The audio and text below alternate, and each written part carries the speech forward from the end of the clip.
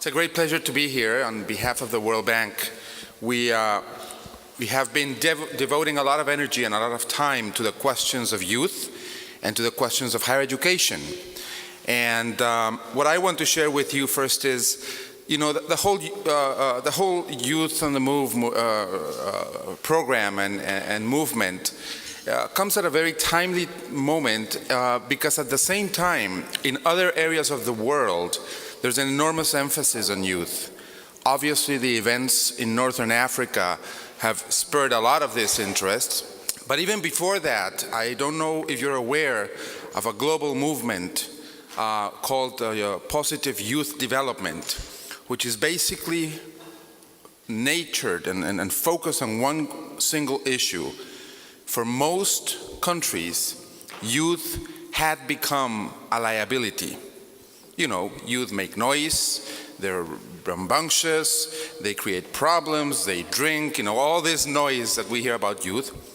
But many countries are trying to change this and trying to see youth as assets. And just that very small cultural change among policymakers has brought a lot of changes. The single most successful youth program in the world is called the Peace Corps. It's a program that has sent thousands and thousands of United States youth around the world to live in shacks, to live in poor places, to help other countries.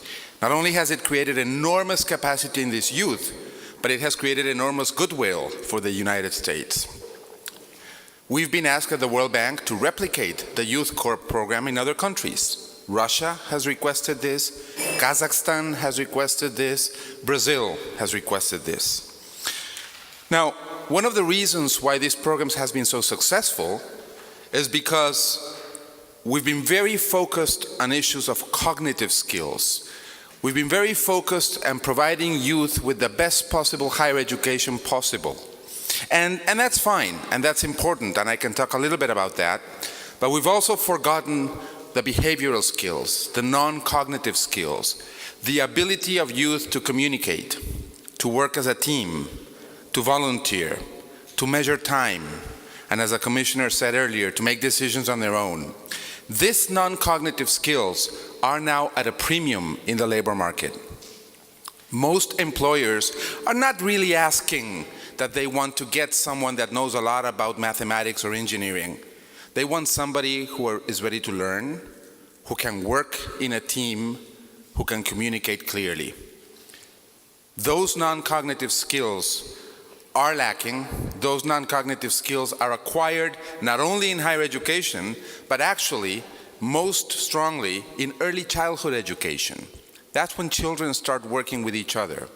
And unfortunately, in many of our countries, the attendance rate to early childhood development programs is quite low.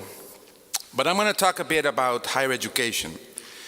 There are three major objectives of higher education. And by the way, generally we only remember about two of them. One is, of course, teaching and learning of people. We want people to get skills. And those skills make them A, good employees, but B, good citizens, participate in political process. That's very important. The second big issue is research. It's the ability of universities to produce the research that connects to the enterprises and that converts into innovation. Very important purpose of higher education. But sometimes we forget the third one. And the third one is that it turns out that higher education produces teachers, the people who teach our basic education students, the people who are responsible to teach children how to read, write, how to do mathematics, how to interact. And I submit to you that on this third count, universities are failing us. I submit to you that universities are not producing the teachers that we need in basic education. There are many reasons for it. It's at no fault to universities all alone. It's also due to the prestige of the teaching profession that has fallen. So it's not attracting the best people to the universities. If you compare the entry exams of every career in the United States, the lowest SAT, which is the entry exam, is for the teaching profession. That is sad. Now,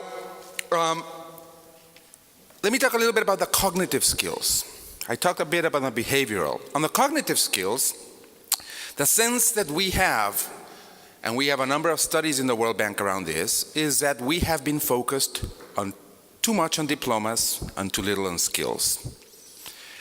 And this focus on diplomas has had a number of problems to it.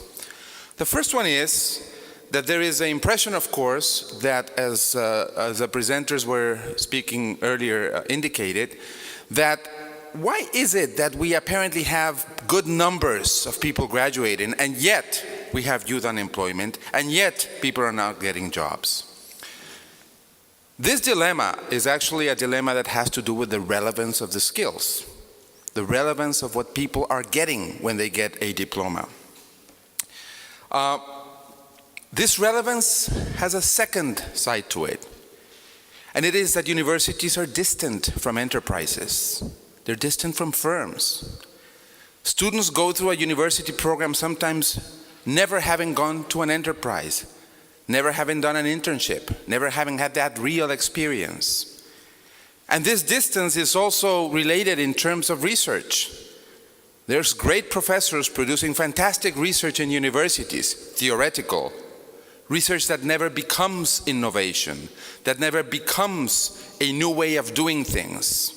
And this distance between enterprise and university, this distance between innovation and research, generates then a very salient problem.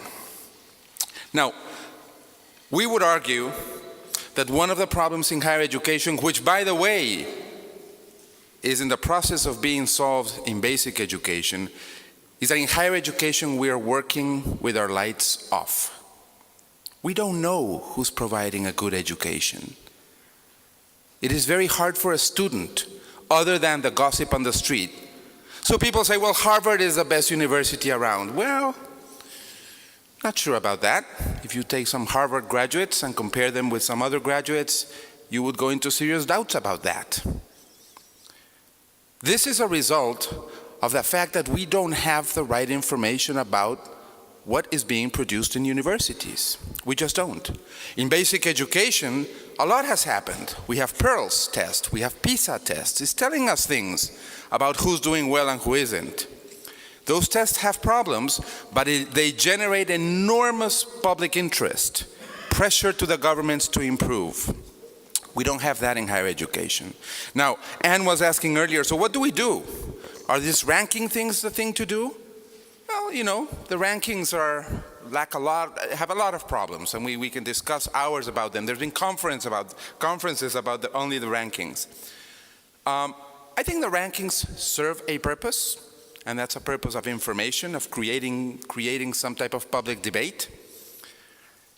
But I think there's lessons to be learned from other places in the world, and here is a message, I believe, for all of Europe, and you as journalists can carry this message. Some of the most successful social policies do not happen in Europe. They happen outside of Europe, precisely in countries who, because they are resource constrained, they have to be very creative. For example, do you know that Brazil actually tests all their higher education students? If you go into a psychology program in Brazil, in any university, the government gives you an entry test, and the government gives you an exit test. It's not to test you, it's to test the program you went in. And then they compare all the programs of psychology, and they tell the public, you know, this program that is so famous and so prestigious, not that good. It's this other one that is producing the best psychologists. That program is called Provao, now called ENADE. It's been operating in Brazil for about 12 to 13 years, and there's nothing like it in Europe. Somebody was asking earlier, so what do you do with children that don't want to go to school? The commissioner was responding, well, we need to work with the parents. It is true. Parents make decisions about children going to school, and sometimes those decisions are very rational.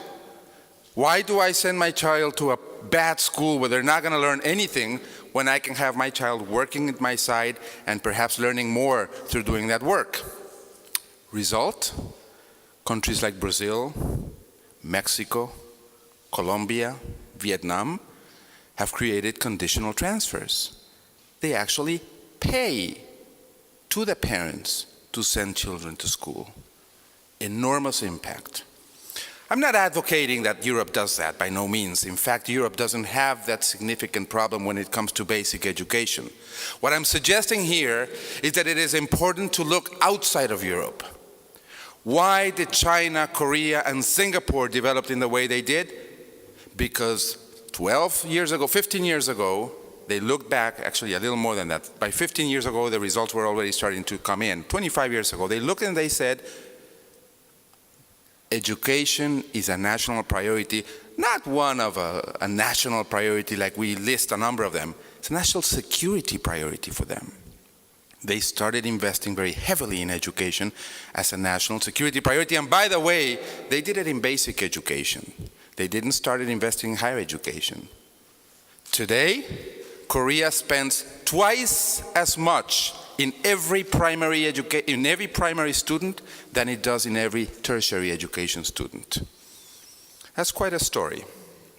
Let me finish. I think my 6 minutes are gone. Let me just finish by saying that this goal of, it's not really a goal, but this statement, it didn't make it to the goals, fortunately.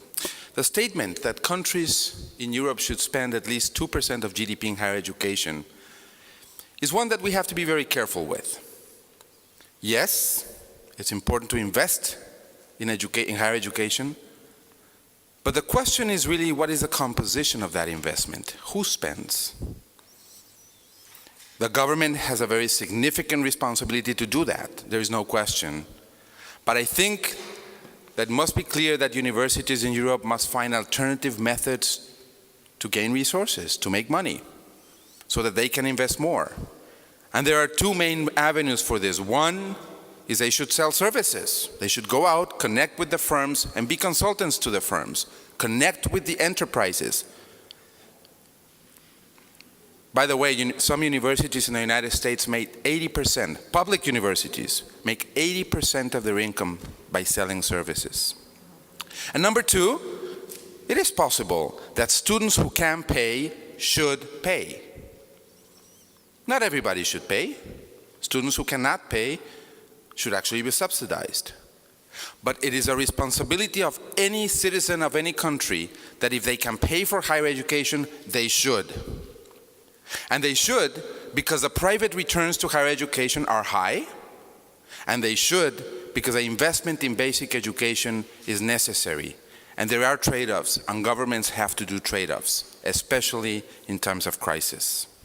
I'm going to stop there as somewhat provoking comments. Be happy to answer questions in the question session and also throughout the day. I'm going to stick around in the afternoon as well. Thank you.